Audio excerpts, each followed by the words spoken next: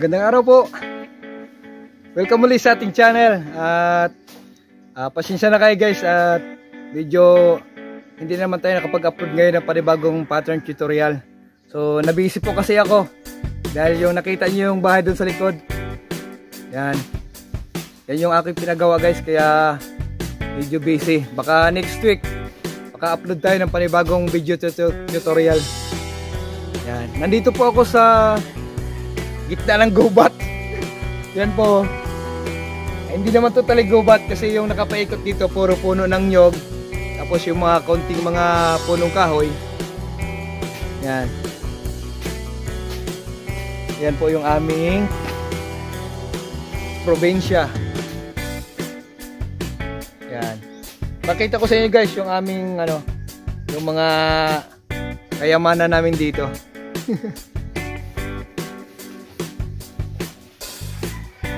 Yan, ito guys ay ito? Yung ginawang treasure. Treasure po ito dito. Kaso walang nakuha. Yan. Bali 2 butas yan. So balak ko guys gawing katabay yung balon.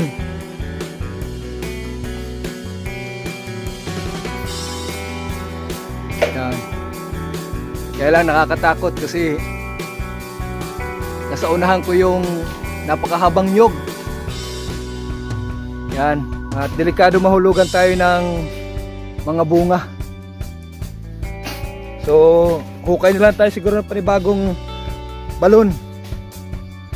Yan guys, pakita ko sa inyo yung aming bahay. Yan. Simple lang. Lang yan, 10 by 20. Yan. At pawid lang yung aming bubong.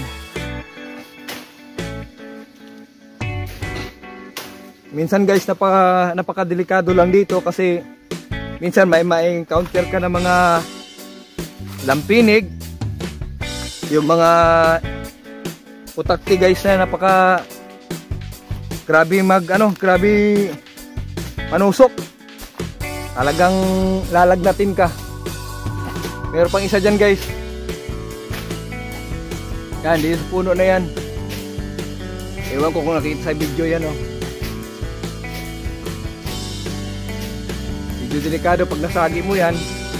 Talagang handa ka ng tumakbo. At ito yan, palayan yung aming palayan. Ay hindi pala sa amin, palayan ng aming kapitbahay. Yan. Doon sa may unahan, doon na yung kalsada.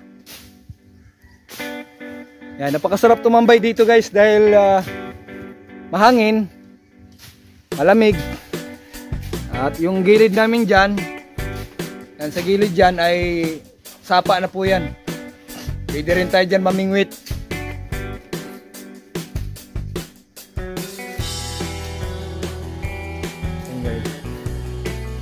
Ilog yan dyan, ilog. Pero hindi malaking ilog, maliit lang. Parang sapa lang. Yan.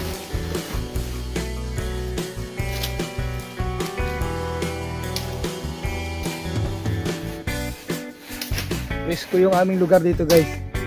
Dahil nasa ilalim ka ng mga puno. Tapos nasa gilid ka pa ng sapa. So masarap magtambay-tambay rito habang nagkakape. At dito tayo gagawa guys ng ating tutorial sa pag-pattern. Kaya naisip ko na dito magbahay dahil tahimik ko rito. At yan yung aking pinsan. Yung gumagawa ng aming munting tahanan. So pasensya na at hindi po tayo nakapag-upload ng tuloy-tuloy na pattern tutorial. At medyo na busy lang guys at wala akong mapistuhan. Kasi doon sa aming tinirhan nung bago kami dumating dito sa Butuan ay medyo alanganin, hirap ang pisto guys, kaya hindi kami makagalaw. Hindi ako makapag-pattern dahil sa sitwasyon namin. Kaya sinadya ko yung bahay na to. Yan, para dito ako gagawa ng aking maliit na shop. Yan, tsaka tahimik, pwede tayo mag-live. So Salamat sa support ng mga ating mga solid subscriber. Yung mga walang sawa na sumusuporta, yung mga hindi nag-i-skip ng ads, salamat po. At next week upload po ako ng panibagong pattern tutorial. Kita-kita po tayo guys. God bless po. Paalam.